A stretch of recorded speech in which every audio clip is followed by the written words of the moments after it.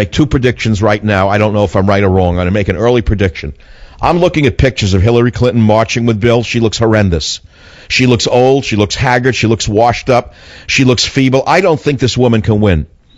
I think she looks like an old lady, and I don't think America's ready for an old lady for president, period. That's number one. Aside from the fact that she's been an abject failure as a Secretary of State, let's put that aside since the average American votes only on looks. She's not winning.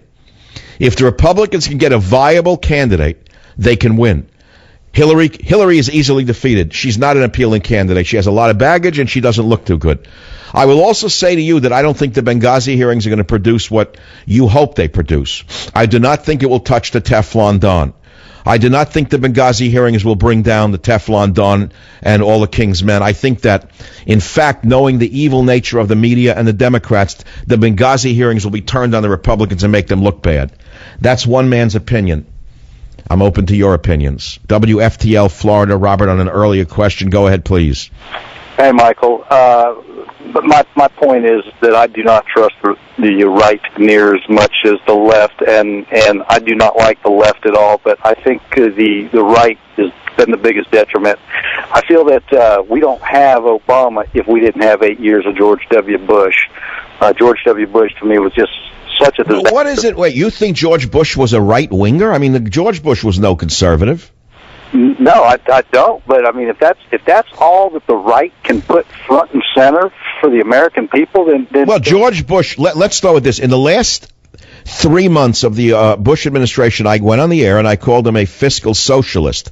I saw what he was doing. He increased the size of the federal government fourfold over that of 3 previous administrations. So Bush was a fiscal socialist. I don't consider him a right-winger. But he is a reflection of today's Republican Party. That's Karl Rove. Oh yeah, well sure he's a Republican, but I don't know the Republicans are right wingers. No. Okay, this is interesting then, my friend. You're articulating an opinion that's intriguing to me, and yet you're listening to this show. Where are my politics? What am I? I think you're a patriotic conservative, as I am. But see, my problem is I don't even know where to go anymore, because I think several things. Well, I think both parties are so corrupted that. Okay, I see what you're saying. You're defining the right wing as Republicans, even though you know they're not conservative. That's what you're saying. Yeah. Republicanism, and this is where the American people have got to get it straight. The Republicans are no longer synonymous with conservatism. Once you can figure that piece out, I think, then you get ahead of the game. Yes, of course. So where are our candidates? Do we have a candidate? Is it Ted Cruz? It's certainly not Marco Rubio. Who's our candidate? No, it's definitely not Marco Rubio. He's corrupted.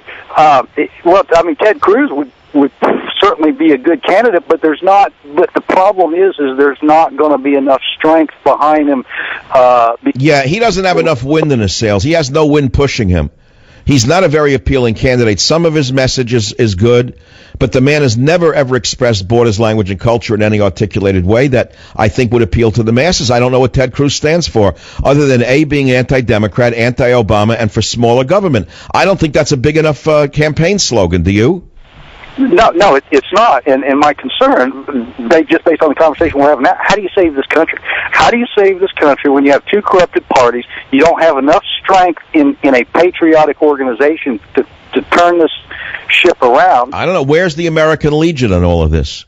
Where are the former powerhouses of conservative